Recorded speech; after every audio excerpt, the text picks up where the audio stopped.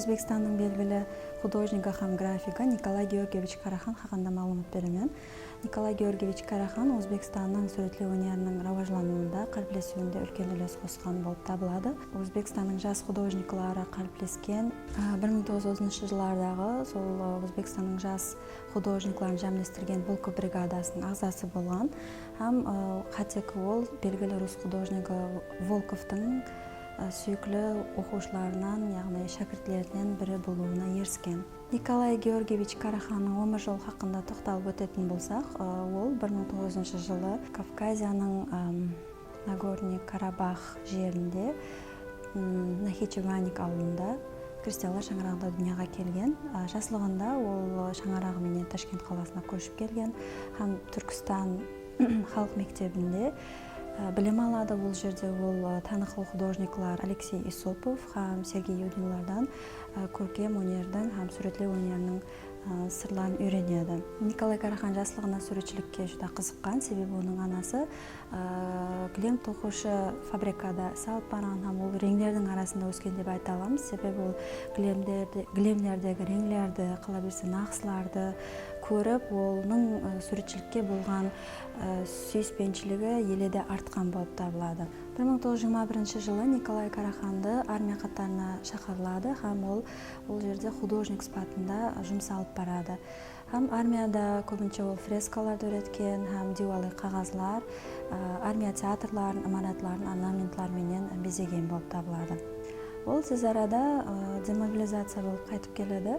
Николай Карахан өзінің үйретушілігін педагогика тарауымен шеңбершес байланыстырады. 1925 жылдардан 1934 жылдар аралығында ол Түркменистан педагогикалық техникумда суретлеу сабағынан сабақ береді һәм кейіншелік соңынан 1934 жылдардан 40 жылдар аралығында Ташкент көркем өнер училищесінде суретлеу өнер сырларын талабаларға үйретеді. Лекін 1940 жылы ол педагогика тарауынан бүткілі уаз кешеді һәм өзінің қалған өмірін суретшілікке бағышлайды. 1930 жылдардың басларында Николай Карахан Өзбекстан художниклар ауқамының ағзасына айланады. Ол жерде бір қанша көркемдестірілік жұмысларын алып барады. Атап айтатын болсақ, сол дәуірлерге тән болған Өзбекстан көлеміндегі көркем өнер көргізбесін көркемдестіруде өзінің үлкен үлесін қосқан. 1930 жылдарда Николай Караханның үйретушілігінде жаңаша тематикалар пайда болады. Атап айтатын болсақ, минет тематикасында һәм де сол дәуірлерге тиесілі болған пахта атызлары һәм бірінші колхозшылар, құрылыс майданлары һәм завод, фабрикадағы жұмысларды өзінің картиналарында айқын етіп сәулелендіреді. Енділікте Николай Караханның аты көптеген баспасөз беттерінде тілге алына бастайды.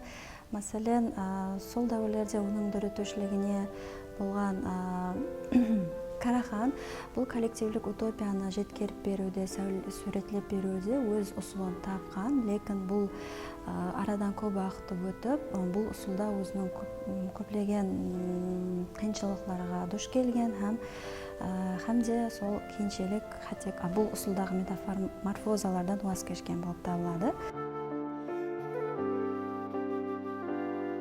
Ең ажайып таңламалы шығармаларынан бірі бұл «Хауыз алдындағы екі қыз» деп айтылады. Бұл шығарманы автор оптимистік дүние қараспенен байытқан һәм бұл картинада біздер жаслықты, табиатты һәм минетті көре аламыз. Бұл жерде су алуға келген екі қыз суретленген. Қызларға жақсылап ытыбар беріп қарасақ, олар милли киімде көрсетілген. Қызлардың біреуі су бойынан ұзақласып тұрғанын көреміз һәм оның иінінде күзетшіменен суды көре аламыз. Ал екінші қыз болса, хауыздың бойында арқасыменен тамашагөйге қаратылып сызылған һәм оның қасында күзені көре аламыз.